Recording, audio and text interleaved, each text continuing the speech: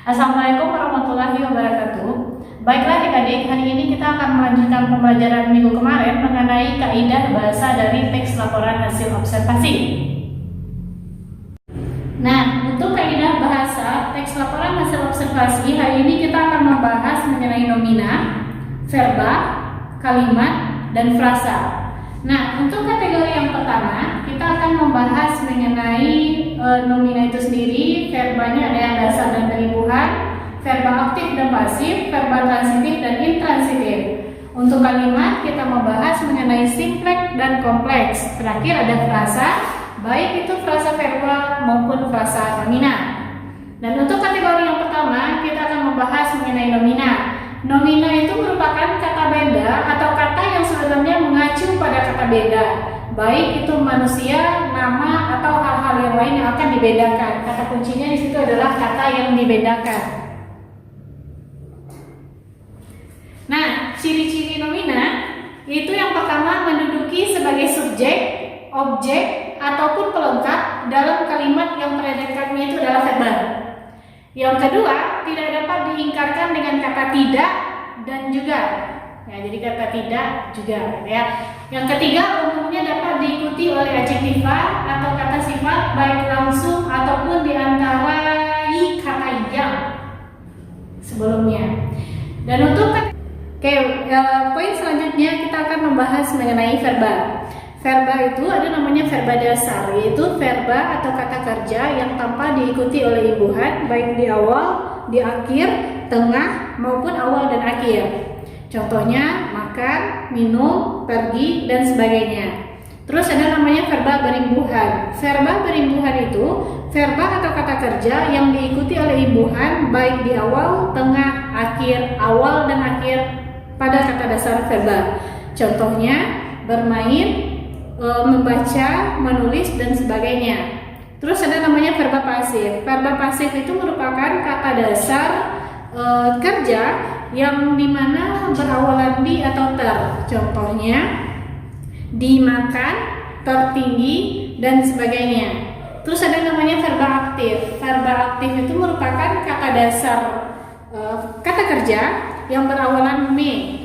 Contohnya memakan, mewarnai, dan sebagainya. Terus ada namanya verba transitif. Verba transitif itu merupakan verba aktif yang dapat dipasifkan dan membutuhkan objek. Contohnya adik bermain bola atau adik memainkan bola. Jadi bola dimainkan adik. Contoh yang untuk intransitif yaitu verba aktif yang tidak dapat dipasifkan dan tidak membutuhkan objek. Contohnya adik menyanyi, jadi tidak dapat dipasifkan. Jadi untuk kategori kalimat itu ada namanya kalimat simpleks dan ada namanya kalimat kompleks. Jadi kalimat simpleks itu nama lain dari kalimat tunggal yang hanya tersusun atas satu verba utama saja. Jadi polanya bisa SP, SPO, SPK, SPPL, SPOK, SPOPL maupun SPOKPL. Dan untuk kalimat kompleks itu merupakan jenis kalimat yang memiliki dua unsur kalimat dan lebih dari satu verba. Jadi acuan kalimat kompleks adalah verba itu sendiri. Dan untuk jenis-jenis kalimat kompleks itu kita bagi menjadi 4. Ada namanya kalimat majemuk setara, yaitu penggabungan, pemilihan, perlawanan urutan waktu, penegasan maupun penguatan. Di mana kalimat majemuk ini yang berkedudukan sejajar atau setara untuk kalimat pertama dengan kalimat kedua maupun kalimat setelahnya.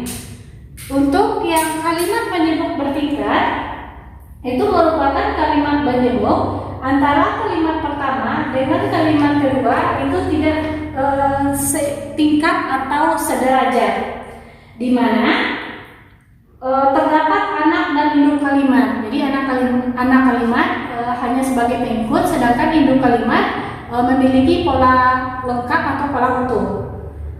Dan selanjutnya ada namanya kalimat majemuk kerapatan, yaitu kalimat majemuk yang menggabungkan beberapa kalimat tunggal dengan pola subjek, predikat, ataupun objek yang sama. Jadi bagian yang sama itu dijadikan satu. Bagian yang sama itu hanya disebutkan sekali saja.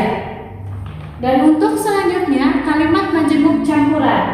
Kalimat majemuk campuran itu gabungan antara kalimat majemuk setara dan kalimat majemuk bertingkat dalam satu kalimat, di mana sekurang-kurangnya itu hanya terdiri dari 3 kalimat, jadi 3 ke atas.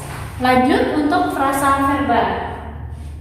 Frasa verbal itu merupakan gabungan dari 2 kata yang tidak berpredikat dan menggambarkan sebuah proses, perbuatan atau kejadian, di mana terbentuk dari kata kerja itu sendiri. Untuk jenis-jenis frasa nomina kita bagi menjadi 3. Ada namanya verbal modifikatif, verbal koordinatif, dan verbal apositif. Untuk verbal modifikatif yaitu verbal yang membatasi, di mana beberapa kata yang tidak sama dengan kata-kata yang lain dan berfungsi sebagai informasi tambahan. Contohnya, saya siap secara fisik dan mental jika kakek meninggalkan kami selamanya. Terus untuk verbal koordinatif yaitu verbal yang tidak saling menerangkan untuk seluruh kombinasi kata bertindak sebagai elemen sentral yang memiliki fungsi setara. Contohnya adalah, pada bulan pertama kuliah saya merasa sangat sulit karena saya melakukan 2 kegiatan pada waktu yang sama, yaitu belajar sambil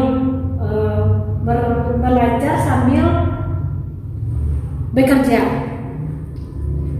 Terus yang terakhir ada namanya frasa nomina apositif, yaitu beberapa diantaranya bergabung untuk menggantikan elemen kunci. Contohnya, Jepang negeri matahari terbit tidak hanya dikenal karena keindahan sejuta sakura, tetapi juga sebagai sejuta mutiara. Nah, hanya itu yang dapat kakak sampaikan untuk materi hari ini. Untuk selanjutnya akan kita bahas minggu depan. Assalamualaikum warahmatullahi wabarakatuh.